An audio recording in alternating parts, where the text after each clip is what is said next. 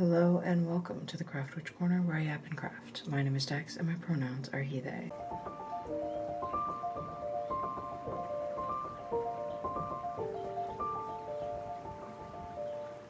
For today's video, I thought it would be fun and interesting to just go through like my basic guidelines for formulating spells. I pretty much follow the same formula for every spell. I typically only ever do spells that I formulate myself. I'm not really into like copying other people's spells. I think maybe I've done it once or twice, but it is not really my vibe. I also very, very rarely do the same spell twice. I typically do a whole new spell every single time that I do one. I just feel like every situation is slightly different, even if it's a similar spell type. I would rather formulate a spell that is very specifically for this thing. So that's what I do. I do occasionally take a spell that I've already written and slightly tweak it, or an incantation I've already written and slightly tweak it to fit the current situation.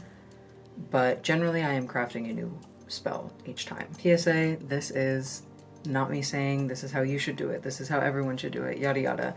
This is just what has naturally become how I do spell work over 8 years or so of practicing.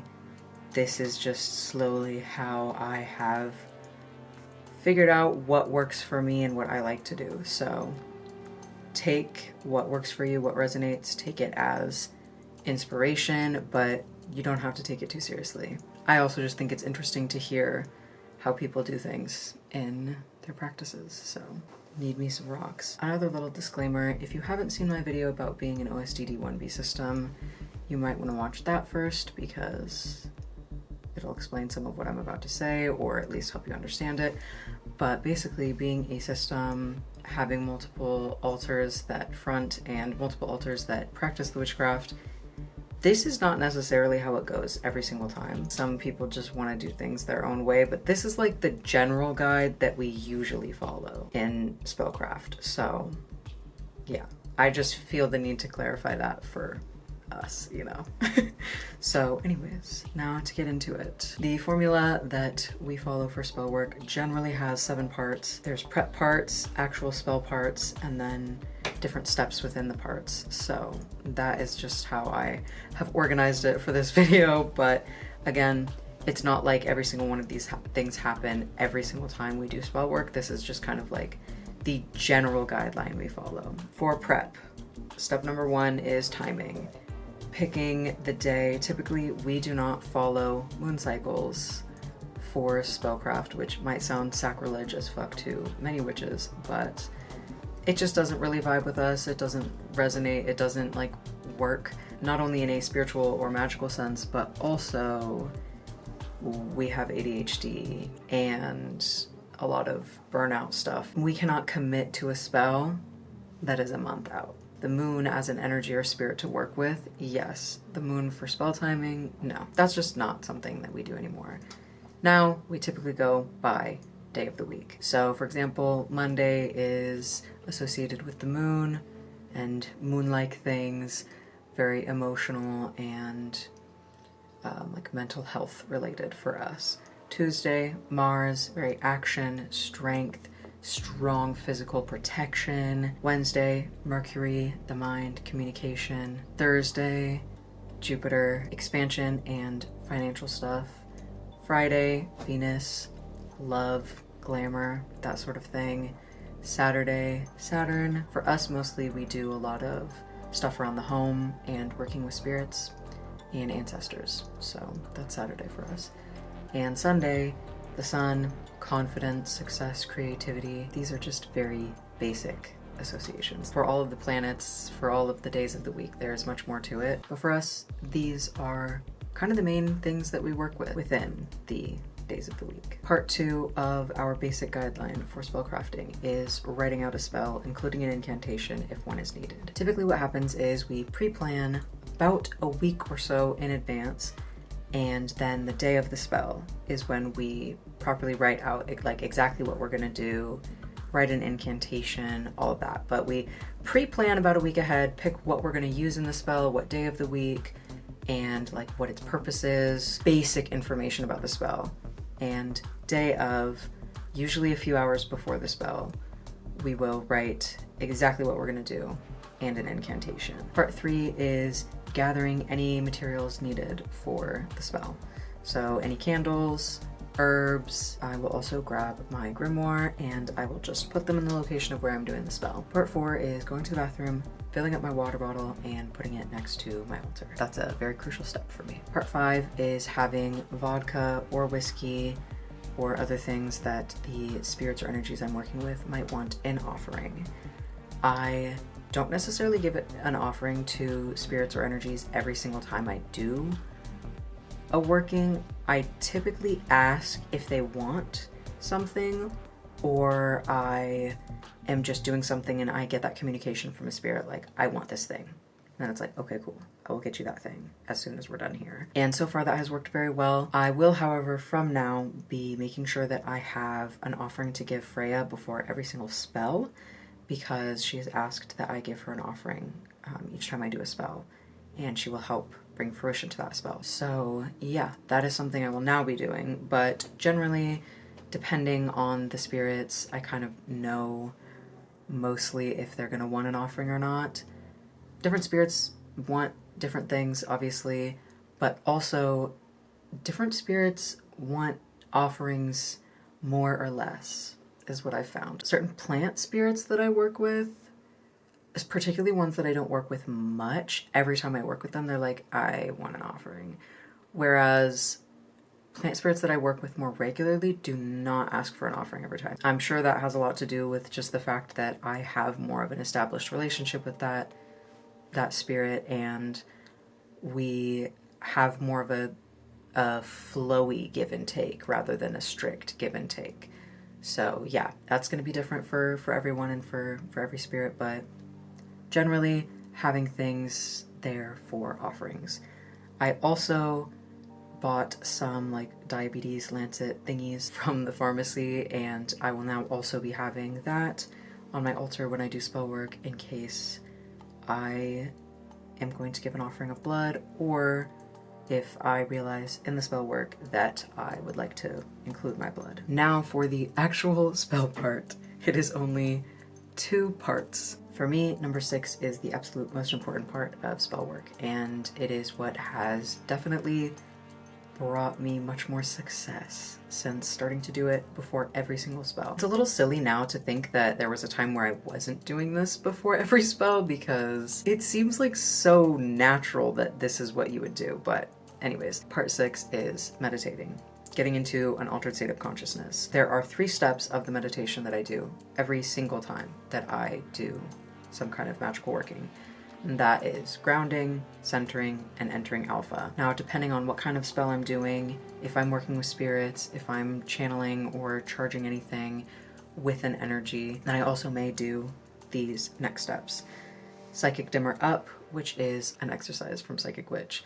Basically, the idea is for spirit communications, you increase your sensitivity, I would say, to psychic information being shared with you by spirits. If I'm working on a spirit communication or something very spirit heavy, I would typically turn my psychic dimmer up. The next optional step of my meditation would be awakening my hands, which is another exercise from Psychic Witch. I said in a previous video, I'm probably going to be talking about Psychic Witch way too fucking much, but it is what it is.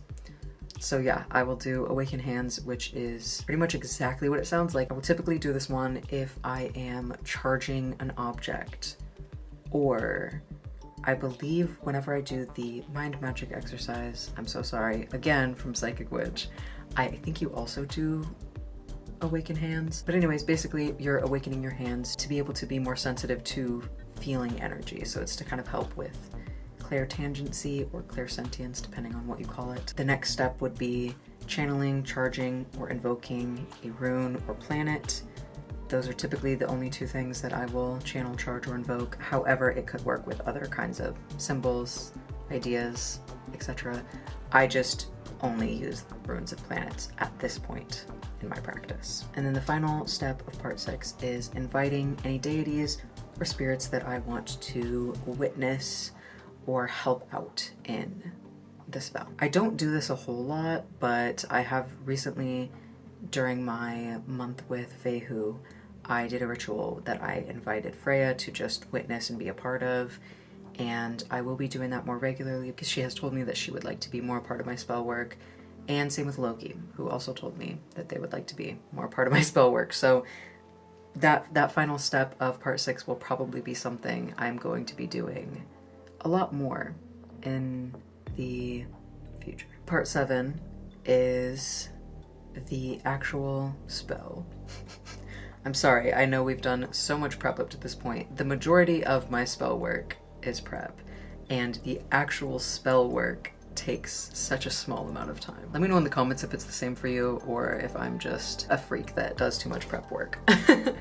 But yeah, I typically do the same few things depending on the kind of spell I'm doing. However, I also typically do the same kinds of spells. I very much like to do spell bags and make oils, and I like to charge items. That's probably the absolute most frequent thing that I'm doing. I used to not like candle spells very much, but I am now getting very into candle spells, so that is probably going to be something I'm doing a lot more. And another, very frequent mode that I use for spell work is art and crafting spells. I really love a knitting spell, and I love to use thread, which I'm learning more about in a more savored kind of practice, and also traditional witchcraft. Book by Jim McGarry, great book, recommend it. I have always felt very drawn to using thread and doing knots and like braiding it and like pouring my intention into it while I braid it. I just think it works really well. And it feels very intuitive to me. It's just like what I love to do. So it's something I have done very frequently and will continue doing. In terms of the actual spell, like what I do a few things. Obviously I'm adding energy. Usually I'm pulling up the energy of the earth to use to charge a spell. If I'm doing a spell with a rune or planet or other spirits or energies that I'm trying to charge something with, I will pull that energy into myself and then direct it into whatever item that I am charging or the spell that I'm doing. If I have an incantation, I will be saying the incantation over it, usually holding it or touching it or just like having my hands around it. I definitely focus a lot on my hands and feeling the energy flowing through me, through my hands and into that item or the spell as I am saying an incantation. When there is not an incantation, but I'm working with, say, a rune or a planet, I will chant the name of that rune or planet. And even if I do have an incantation, if I'm working with a rune or a planet, I'm still using the incantation and chanting the name of the rune or the planet. I love to chant. I think it just works really well for me. I think it works well for a lot of people. I work a lot with the breath. So I breathe life into the different components. If I have herbs that I'm working with, I am breathing life into them and awakening their spirit. And then I'll breathe life into the spell as a whole. Once I have put everything together, I always, always, always seal with a kiss. I don't know when this started or why this started, and I think I've probably made multiple jokes throughout multiple videos about it because watching myself edit that is a little silly. In the moment, it just feels so natural and normal and I don't think about it and I just do it. And then watching myself back on it, I'm like, you're so fucking weird. After I finish the spell, I will give any necessary offerings. Once they have enjoyed their offerings, I will send those energies and spirits on their way. I will ground any energy that's left and center myself again. And then I exit Alpha. I forget a lot of the time, but I do try to wear my after spell work socks every single time. They were not an intentional spell, but they just became something that is very grounding, and whenever I put them off after spell work, I feel like back to normal again much faster. So it is something I'm trying to get back into the habit of and like not forgetting. And then I just clean up, put everything away depending on the nature of the spell and what it is. If it's a candle spell, I will light the candle before I do all my exit stuff.